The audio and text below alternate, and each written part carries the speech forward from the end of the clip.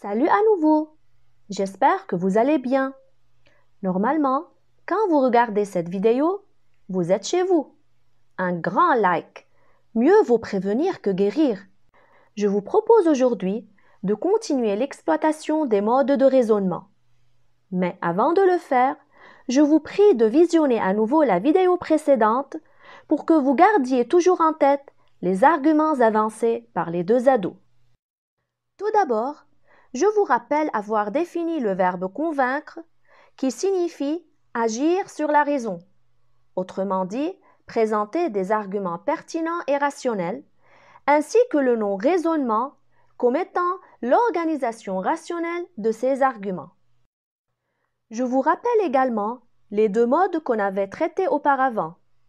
Le premier mode, le raisonnement par supposition, initié par si, et le deuxième mode, le raisonnement déductif, c'est-à-dire le passage du général au particulier, avec son cas particulier, le syllogisme, qui comporte 3 étapes.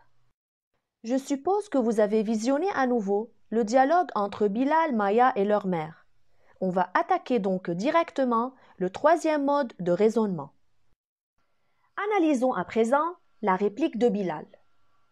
Fouad, le fils de ton ami intime, sort sans ses parents et tu déclares toujours qu'il est un jeune homme très posé.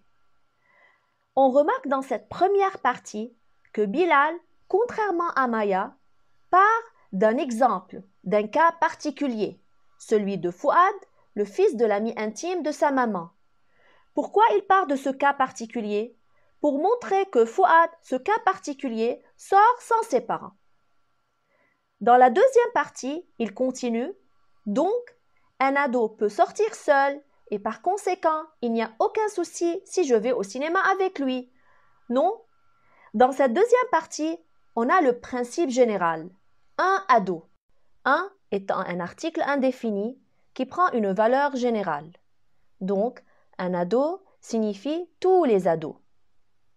On note que les deux parties sont liées par donc, connecteur de conséquences. Ce passage du particulier au général est le raisonnement inductif. On part d'une conclusion particulière, d'un cas particulier, ici Fouad, pour arriver au principe général, à la vérité générale, tous les adolescents. Le connecteur qui lie toujours les deux étapes est également un connecteur de conséquences. Passons au quatrième mode de raisonnement. Malheureusement, malgré toutes les tentatives de Maya et Bilal, la maman n'est pas encore convaincue. Elle réplique. Ah, les ados d'aujourd'hui! Pourtant, quand j'avais votre âge, je n'avais pas le droit de contredire mes parents, ni même de négocier avec eux quoi que ce soit. Je suis sûre que vous avez entendu cette même réponse cliché à plusieurs reprises. Vous avez raison, c'est la même réponse typique de toutes les mamans. Alors, que fait la maman au juste ici? Elle établit un rapport d'opposition entre les ados d'aujourd'hui, ses propres enfants, et ceux d'autrefois auxquels elle faisait partie. Le connecteur pourtant souligne cette opposition entre les deux générations. Que cherche-t-elle à faire à travers cette opposition? Eh bien, selon la maman, contredire ses parents et négocier avec eux sont deux droits qui n'existaient pas au temps de la mère. Donc, implicitement, elle pousse ses enfants à travers cette opposition à obéir à sa volonté en leur montrant qu'ils dépassent les limites et font preuve d'excès de liberté. Nous voilà arrivés au cinquième mode de raisonnement. La réponse de Bilal à sa maman renferme une sorte de révolte. Je n'aurai pas le droit de sortir, moi l'ado, car tu me l'ordonnes? Un adulte me donnerait l'ordre de me jeter par la fenêtre. Devrais-je l'écouter? C'est absurde, maman. Si on analyse la réplique de Bilal, on voit qu'il a agencé son argument différemment des autres analysés précédemment. Il ne s'agit donc ni du raisonnement par induction, ni par déduction, ni par supposition. En plus, il n'y a aucun connecteur logique qui puisse nous guider vers tel ou tel raisonnement. Observons la première phrase. Je n'aurai pas le droit de sortir, moi l'ado, car tu me l'ordonnes. Il s'agit ici de la thèse adverse, l'interdiction de sortir tout seul parce qu'il s'agit d'un ordre donné par un adulte. Ce que fait Bilal, en réalité, c'est qu'il va admettre la thèse adverse. Donc il va admettre qu'il ne va pas sortir et qu'il doit obéir à tous les ordres d'un adulte. La conséquence ? Un adulte me donnerait l'ordre de me jeter par la fenêtre. Devrais-je l'écouter ?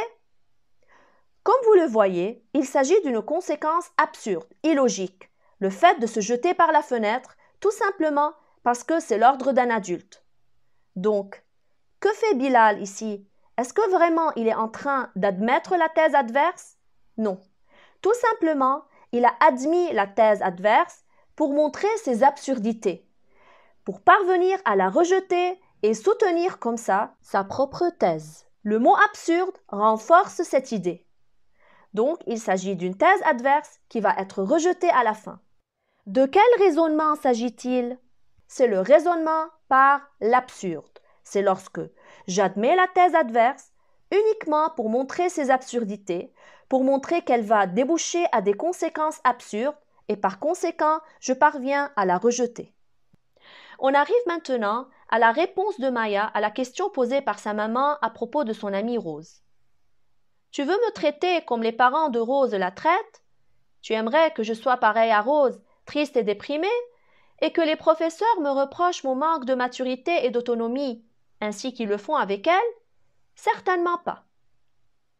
On remarque que le raisonnement adopté par Maya établit une comparaison entre sa situation et la situation de Rose. Maya essaie d'introduire une idée de similitude en utilisant les connecteurs ou, si vous voulez, des outils de comparaison comme pareil à et la conjonction de subordination ainsi que les trois marquant la comparaison. Que fait Maya? Elle essaie de montrer à sa maman que si elle veut la traiter comme les parents de Rose la traitent, la conséquence sera la tristesse, la dépression et le manque de maturité et d'autonomie. Conclusion, rejeter cette similitude. Donc, quel raisonnement adopte Maya? Maya adopte le raisonnement par analogie. Elle fait une comparaison entre sa situation et la situation de Rose. Nous voilà arrivés au dernier raisonnement. Maya répond à sa maman qui avait manifesté sa peur de les laisser sortir sans la supervision d'un adulte. Maman, je sais que tu refuses par peur. Tu ne supportes pas l'idée qu'un malheur nous survienne. Mais ma belle maman, nous ne sommes plus enfants. Nous avons grandi. Tu nous as bien élevés et tu dois être fière. Tu avais toujours confiance en nous. Pourquoi alors cette hésitation maintenant? Que fait Maya dans cette réplique? En réalité, elle essaie de sécuriser sa maman. Je sais. C'est un verbe d'opinion qui marque la certitude. Elle admet la thèse adverse de sa maman, c'est-à-dire elle admet que sa maman refuse de les laisser sortir. Et même, elle avance des arguments qui justifient la thèse de sa maman. Vous refusez par peur. Vous refusez parce que vous ne supportez pas l'idée qu'un malheur nous survienne. Mais la question, est-ce que Maya vraiment admet la thèse de sa maman? En réalité, Maya fait semblant d'admettre l'idée de sa maman pour qu'elle puisse mieux la réfuter par la suite. Dans la suite de sa réplique, qui commence par le connecteur d'opposition mais, Maya présente les vrais arguments qu'elle avait dans sa tête dès le début. Ma belle maman, nous ne sommes plus enfants. Nous avons grandi. Tu nous as bien élevés et tu dois être fière. Voilà 3 contre-arguments qui vont réfuter la thèse adverse de sa maman. Donc, que fait Maya? Elle admet au début la thèse de sa maman ou bien une partie de la thèse qui lui paraît logique, c'est-à-dire le fait que la maman ait peur et qu'elle ne supporte pas qu'un malheur survienne à ses enfants, pour ensuite présenter ses propres raisons, ses propres arguments. Le raisonnement mis en jeu ici, c'est le raisonnement par concession. qui se traduit tout simplement par « oui, j'admets une partie de la thèse adverse qui me paraît logique, mais pour présenter plus tard ma thèse soutenue ». En guise de conclusion, récapitulons ensemble les différents modes de raisonnement. Je dois vous attirer l'attention d'abord que pour identifier n'importe quel mode de raisonnement, il suffit de relever les connecteurs logiques. Donc, les modes de raisonnement sont 7. 1. Par supposition ou bien hypothético-déductif. On part d'une hypothèse pour aboutir à une conclusion et toujours c'est initié par si. 2. Par induction, c'est le fait de passer d'un exemple à la loi générale. Le connecteur est celui de la conséquence. 3. Par déduction, c'est le contraire. C'est passer de la loi au cas particulier. Le connecteur est également celui de la conséquence. 4. Par analogie, c'est le fait d'établir une comparaison et par conséquent, on utilise des outils de comparaison comme pareil à, semblable, etc. 5. Par opposition, c'est le fait d'établir une opposition entre deux idées par l'utilisation des connecteurs d'opposition, pourtant, mais, cependant. 6. Par l'absurde. C'est comme si vous voulez en mathématiques, lorsqu'on doit démontrer que A est différent que 0, j'admets ou je suppose que A égale 0 et je montre à la fin que la solution est impossible, donc c'est une conséquence absurde pour admettre ma thèse initiale qui est différente que la thèse adverse. Donc c'est le raisonnement par l'absurde.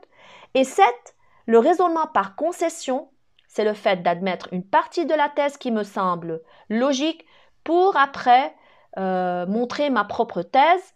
On utilise les connecteurs de concession. J'espère de tout mon cœur que cette vidéo vous a plu et qu'elle vous aidera à identifier les différents modes de raisonnement dans un texte argumentatif.